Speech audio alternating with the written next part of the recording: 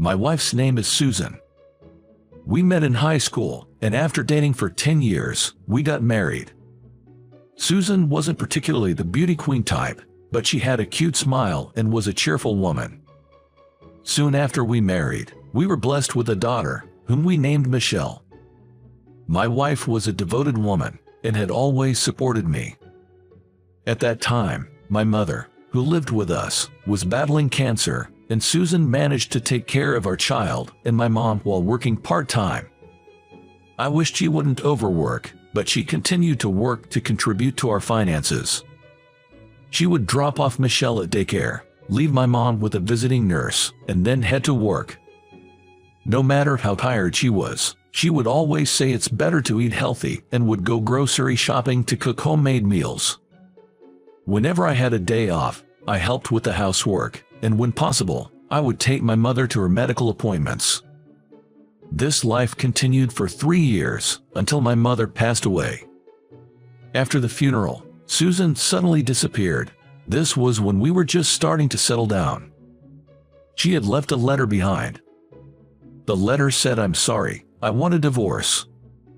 Please don't look for me." She left with only the bare essentials. I don't know why she left. It was beyond my comprehension what had happened so suddenly. I called her cell phone immediately, but all I heard was a message saying the number was no longer in use. Could it be? Maybe she had run off with someone. That thought crossed my mind. But I couldn't believe that she would have an affair. The night before she disappeared, Susan said as usual, "I will always love you and Michelle." I was in total shock that she had suddenly vanished. If there was something so serious that she wanted a divorce, I would have wanted to talk it over. I couldn't believe that everything was going to end with just a letter. I was filled with a sense of frustration. I wondered if she was dissatisfied with something about me. I admit I took her devotion for granted. Because she was always there with a smile, I never realized she might be struggling or, perhaps, had a change of heart. The regret was overwhelming.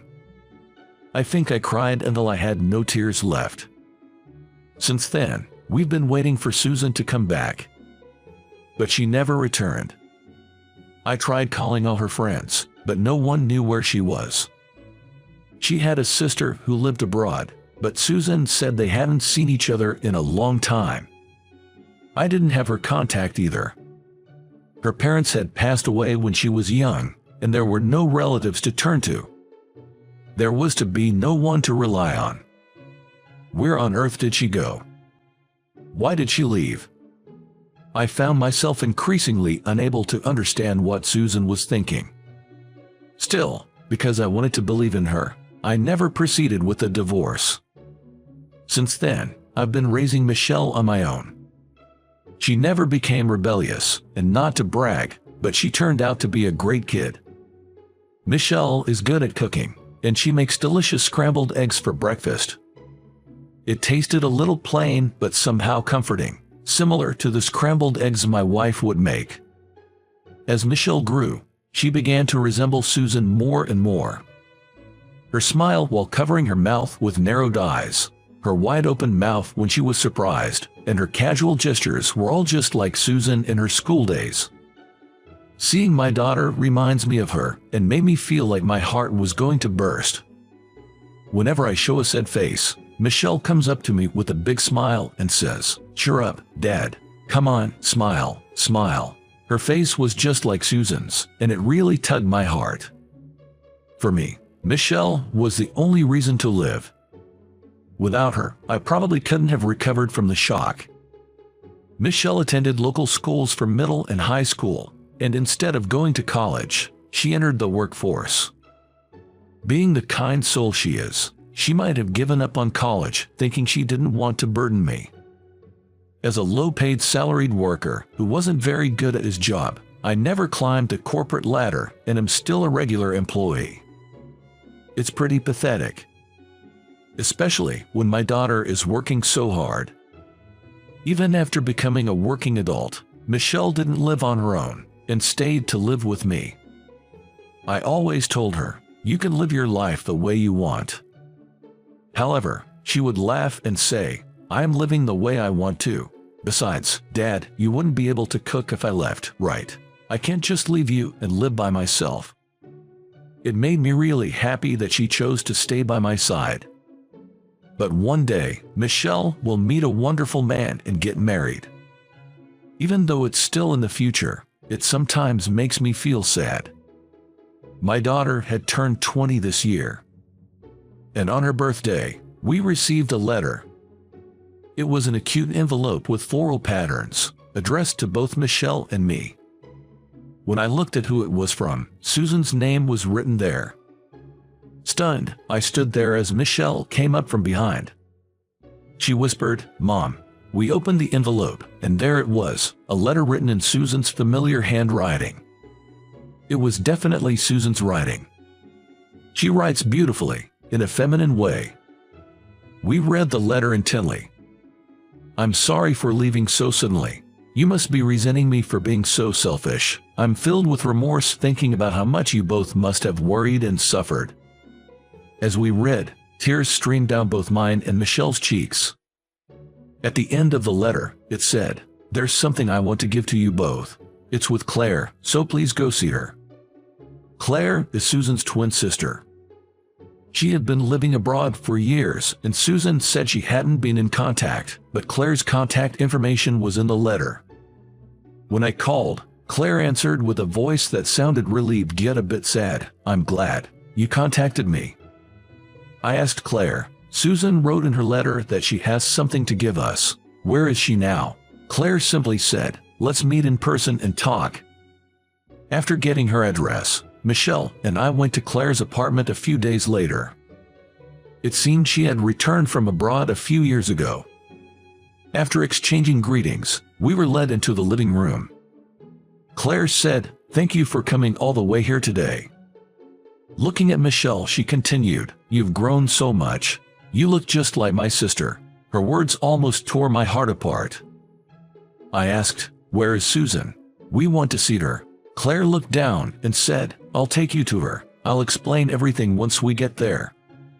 She drove us for about an hour, and we arrived at a large hospital overlooking the sea. What does this mean? Is Mom sick? Our minds were in a panic. With a sad expression, Claire told us that Susan had early-onset dementia. Susan was advised by doctors to be hospitalized and undergo rehabilitation, but she couldn't bring herself to tell us. She left home because she didn't want to be a burden, and she didn't want us to see her gradually forget her own family. She thought telling me the truth would only worry me. So, that's why Susan decided to leave us and was admitted to the hospital. Claire was the only one informed about it. Hearing that Susan's condition had progressed so much that she no longer recognized even Claire, I broke down crying on the spot. Michelle was crying too. It seems Susan, before forgetting her family, had asked Claire to deliver the letter on Michelle's 20th birthday. Claire took out a small jewelry box from her bag, presenting a necklace and a ring, said, She wanted me to give these to you too. The necklace was a treasure Susan had always cherished. It was the first thing I bought for her on our first date when we were students. And the ring. It was our wedding ring. I couldn't afford anything fancy on my low salary, but Susan had cried big tears of joy, saying, Thank you, thank you. Also, there's this. Claire handed us a letter. It was filled with memories of a family trip we took together. The time we went to an amusement park where Michelle got too excited and hurt herself, and the time I fell over in another amusement park and became a laughing stock. Susan wrote these memories down while she still remembered. She asked me to deliver this letter, the necklace and ring when Michelle turned 20. Claire explained. Susan had entrusted her feelings and wishes to her sister, Claire.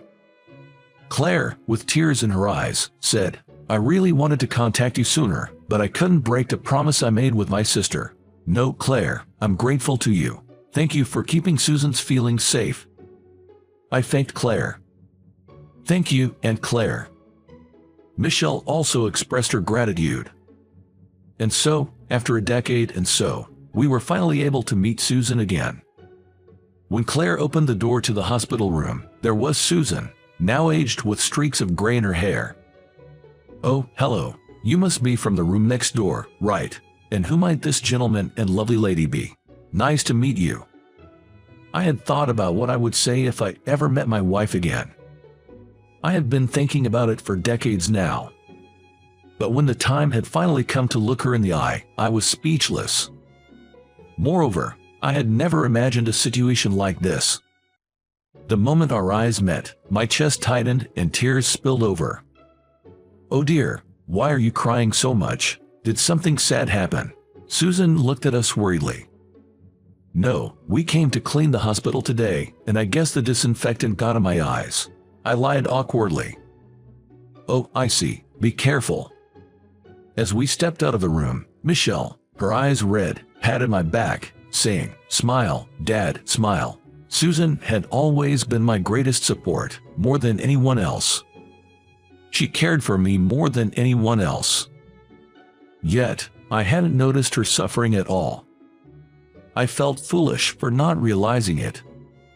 Seeing me downcast, Michelle told me, "Mom might have forgotten about us, but the memories we made as a family are still in our hearts." I think it's the same for her.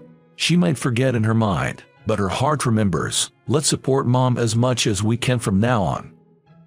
Yeah, you're right. Proud of the wonderful daughter I had, I was moved to tears again. We can bring back the memories Susan has forgotten. Nor can we reclaim the time we weren't together. But if it helps her in any way, I want to be there for her, to support her as much as I can. From the next day, Michelle and I visited Susan anytime we could. We talked to her about daily things and about everything and anything. Susan seemed to perk up, saying, "Chatting really activates the brain, doesn't it?" On the shelf in her hospital room, there were old family photos of us. "Isn't this photo wonderful? It brings back such nostalgic feelings. I feel the same when chatting with you. It's very comforting," Susan said, smiling at Michelle and me. "We feel the same way." Michelle and I smiled back at Susan. The three of us, laughing together as a family. Able to be with my wife and daughter. How long I had been waiting for such days. Even if she forgets, our bond as a precious family will never change. I want to support her, always and forever.